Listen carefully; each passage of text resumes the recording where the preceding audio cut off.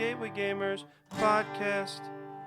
Hello, welcome to the Gateway Gamers podcast. My name is Brian, your host, and joined today by Jeri. Hello, Jeri. Hello. Joining us in place of RP as he continues his April sabbatical from all electronics. We wish him luck. I didn't know he was doing that. That's so funny. He's not. Good for him. He's just being lazy this month. Nah, RP's just super busy this month, so he just took the month off from this podcast on his own podcast, produce and record it. So, but I have Jeri joining us. Once again, thank you, Jeri, for joining me. Thanks for having me. We got some good feedback from last time you were on that you did a good job. So glad to have you back. Yeah, so a couple people reached out, said it was fun for us to kind of cover a party game because we don't really cover too many party games on a podcast because I don't know, sometimes they're too quick, but for us it's perfect because we play on our breaks, which is only an hour. Mm-hmm. So we gotta try to bust out as many quick games as we can. So what's new? Anything? Same old. Same Unfortunately. old. Yeah. No? Play any new games or anything since we last? I don't think I've gotten together with my group. Oh, I taught you Magic. Oh yeah, I guess. But what that was, I guess. Yeah, I taught you Magic the Gathering. We played the Game Night Edition box that we covered here on a podcast, which is kind of like the beginner's Magic the Gathering type tool. And you enjoyed it. You were pretty... Yeah. You were hesitant to try it. Oh yeah, because my friends are always, oh, you should just get into Magic. You should just get into Magic. And I don't know. There was just something about it that wasn't like pertaining to me. But yeah. Thank you for introducing it. Yeah, but you enjoyed it. You said you would try it again. So we played, what was I? I think I was black color and you were red. Mm-hmm. Yeah, red takes a while to build up, so you didn't do too good. I think I stomped you. I don't know. I'd say we were pretty even. No, I stomped you. Fine. So that's definitely something we'll have to play again because I don't get to play Magic. I'm not like hardcore into Magic the Gathering, but I enjoy it. It's one of those games that I'll play casually with my friends when we do get together to play. But I know there's some people that are like crazy about it, which is probably your friends. They're probably nuts about it. They do it almost every weekend. Yeah, so they probably have some insane decks that could destroy me easily. Absolutely. But I always say the game's been around for over 25 years at this point, and it's definitely one of the most well-designed games I think I've ever played, where it just...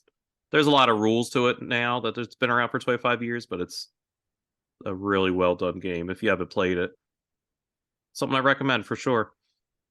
Let's see. Have I played any games since we kind of got together?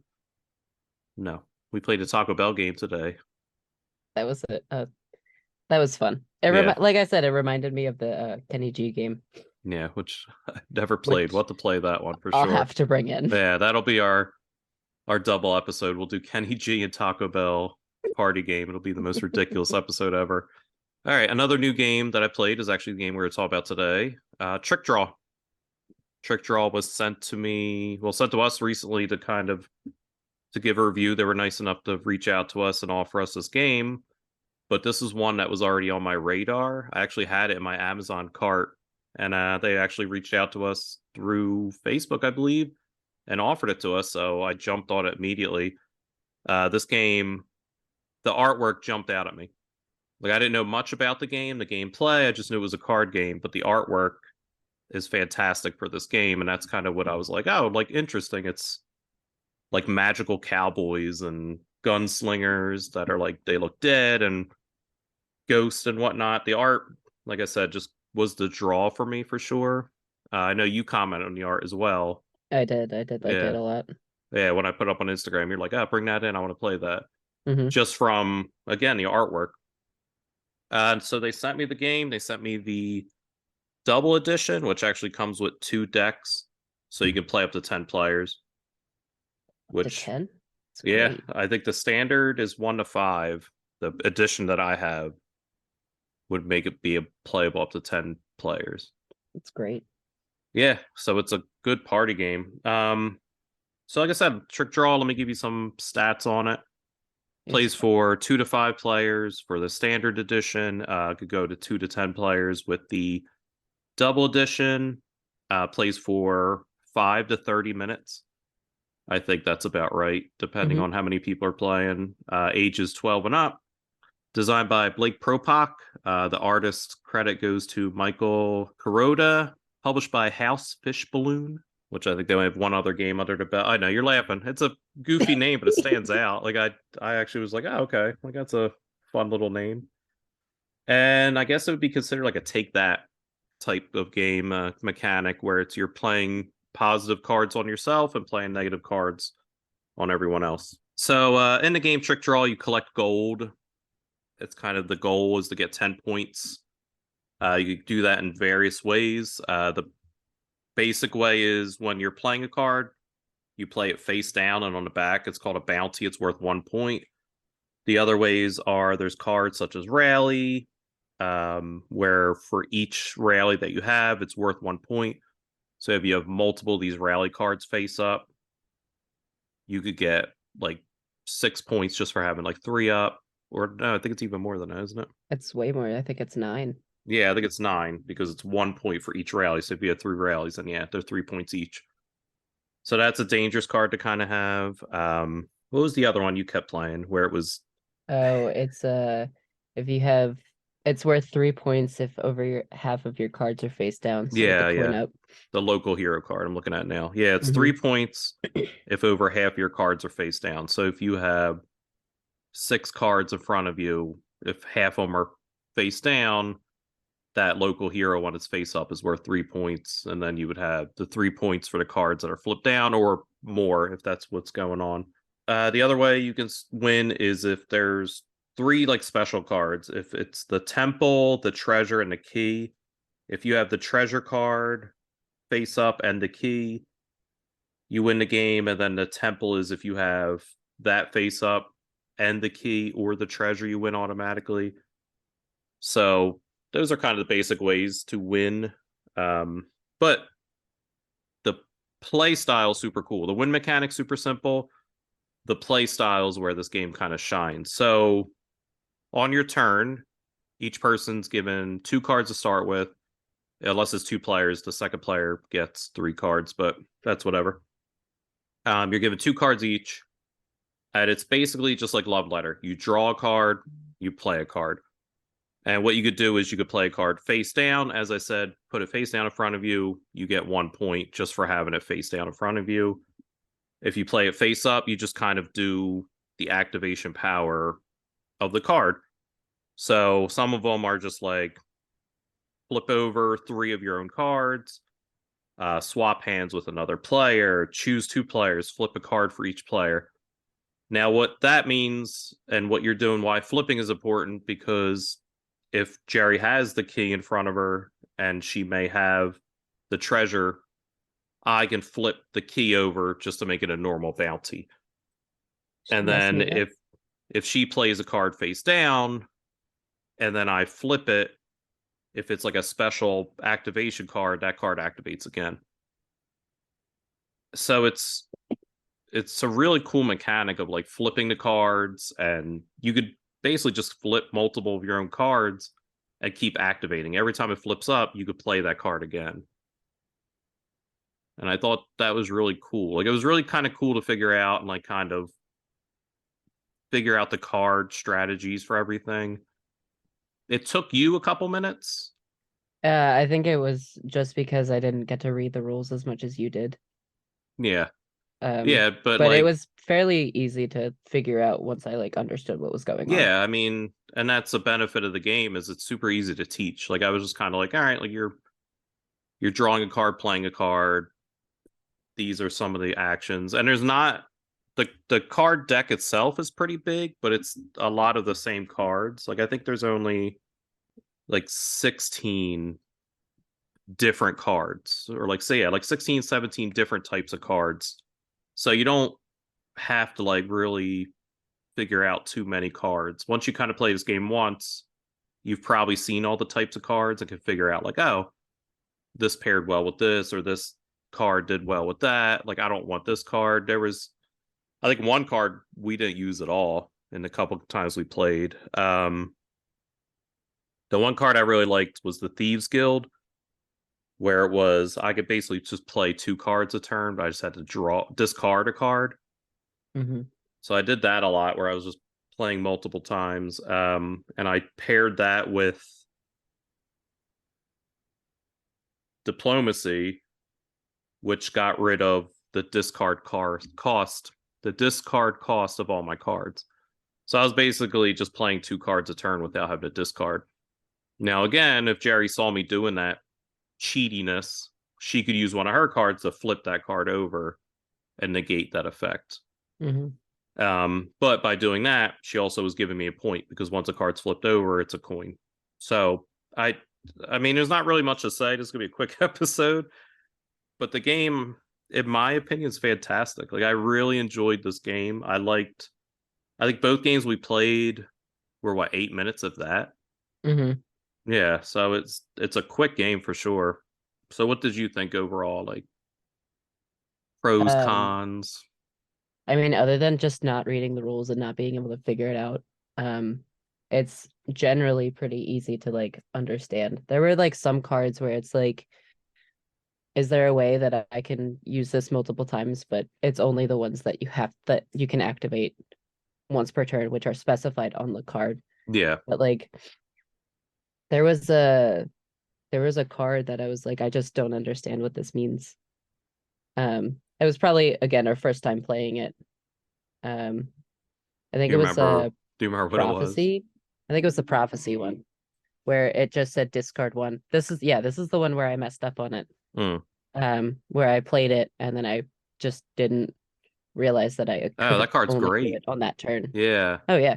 That's the one where, you discard 1 card, look at the top 3 cards, and you only put 1 back, so you're taking Mm-hmm. 2. Like, that card, insane. Like, if you're playing looking for the key or the treasure, like, you could really mill the deck that way. Right. And what's good is you flip that over, and then you flip it up again, and you get to do that power again. Like, if you can figure out a way to flip your own cards with the cards you have, you can activate that a couple times and really mill the deck. Well, we wound up playing the Bewitched card a lot. The choose 2 players, flip a card for each Mm-hmm. player. And I think that would have, especially in our 2-player game, I think that would have cheesed the game if we played that one and Prophecy. Mm-hmm. Yeah, we were playing Bewitched different because I couldn't find in the rules. It says choose 2 players, flip a card for each player. And you said, yeah, you could choose yourself. And I was like, well, Figured it's 2 yeah, I was like, it players, didn't no? say you couldn't. So yeah, I was flipping one of your cards and then flipping my card. I think this game played well at 2 players. I think with multiple players, it would be even more fun. Like, this is almost like a really fun party game. Yeah. Like a nice filler party game. And like I said, the ease of teaching and ease of playing, I think really is a benefit to it, of like how easily people kind of could grasp this game.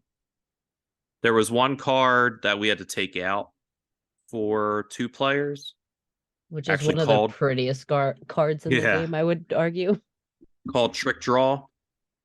And that one is you steal a card and play, and then if you want, you could flip it. And that is like a dangerous card. I think a 2-player. I think it would just be stealing from each other nonstop. Yeah. There's 5 of them in the deck, so maybe we wouldn't have come up with it that much, but I'm sure they play tested enough that they were like, yeah, that needs to come out with 2 players. Mm-hmm. Other than that, like I said, it's a quick review because it's a quick game. It's a gorgeous game. I think this is only their 2nd Kickstarter project. I think this is their only 2nd game. I forget what their other game was, but I think House Fish Balloon did a great job with this game. I think it's fun. I think the art style is great. I think it really pops. And it reminds me of Magic the Gathering artwork, which is probably why it stood out to me so much. And I think it's, like I said, I think the MSRP was only like $19.99, and that's $20, but $19.99 makes it under 20. Anything under $20 is free, in my opinion. So I think this is something people should definitely check out. I know they have it on Amazon. I'm sure you're gonna start seeing these pop up in stores because it's it's a good game. I feel like this is gonna pop. Like people are gonna enjoy this game. It reminds me almost of Love Letter, just the play mechanic of draw one, play one. Yeah. Yeah, I think that makes it a lot easy to like teach and kind of play it on a handful of cards to get like analysis paralysis. So, like I said, my pros are it's quick, it's easy to teach. I think the artwork's fantastic. Cons, I really don't have any. I think it's just I don't know. I don't have any cons for this game. I couldn't think of anything we're playing to complain about. I think the artwork, like the not the artwork, but the cards themselves, I think are well written. The font and text is easy to read. The rule book was fantastic, kind of breaking down everything. It had additional rules if like once you kind of really understood the game to kind of change some rules, which is always welcome. So, I mean, that's all I have to say. Jerry, you got anything to kind of what's your pros, cons, anything you would change?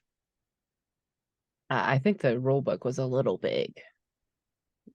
Like I couldn't figure out a lot of stuff, but that's again me playing it for the first time. Yeah, you didn't really sit down with it. Yeah, I mean, Yeah. it it looks like a big rule book for like such a simple game, but it's well done. Like there's frequently asked questions. It has just different scenarios, except for how to use Bewitch in a two-player game was the only thing I couldn't find. But Hold on. oh, you're looking it up. I got it. Bewitched, insurance fraud, and money talks all flip cards in play. Since the cards first enter play, then activate their effects, they can target themselves if you choose to have them do so. So would that mean? Yeah, says you could target yourself. So Yeah. there you go. Figured it out. Where's that at? Page 2, I think. Oh, the rule book. Yeah, I guess Oh. I'm also just looking at, the tabletop simulator one. That's right. Jerry found a tabletop simulator. So if you're on that, want to try it out, check it out. Are you playing it? How's it play? I can't play it by myself. I don't know. I don't know if you could noodle around with it. I don't know tabletop simulator. Well, I mean, it's a two-player game anyway. You can't play it by yourself. But even the board that the tabletop has for it is it's really pretty. I mean, I'm Mm. sure it's the front of the box. The box. But it's well designed. Mm-hmm. Yeah, that's the other thing. That's the cards themselves. Like I said, the artwork, but it has like a border around the cards that looks really cool. The graphic design is really well done. It fits, and I'm curious and excited if they do more in this universe of wizard wizard cowboy knights or whatever this world is, this world of Salundria that they created. So if they come out with more games, I'm definitely gonna check it out, or even expansion for this somehow, just to add more cards. I think that might be my own complaint, and it's a positive and a negative that there's not a lot of card like variety. Like I said, there's only 20 different cards, but I can't even complain because I love Love Letter. What's that? 8 different Yeah, it's possible like card combinations. So I don't right. know. I think I'd just like to see more, just to see more artwork, because I got the box and I was like, oh, it's a lot of cards with great artwork, and like I just kind of saw a lot of doubles, and I was like, oh, I wanted more Yeah. great artwork. So my only negative, I just need more art cards in there. Yeah. Well, that's it for me. Do you have anything, Jared, you kind of want to say or add about the game or anything?